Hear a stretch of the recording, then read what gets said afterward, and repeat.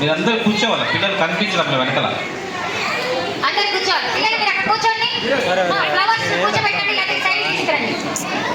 Flowers కూర్చోబెట్టండి లేదా side తీసుకురండి. ఎందుకంటే సంఘానికి కనిపించదు.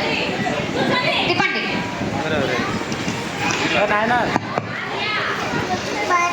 ఫోటోలు తీసేవాళ్ళు కూడా కొంచెం సైడ్కి ఎక్కువ రావాలి. సైడ్కి వచ్చి తీసుకోండి.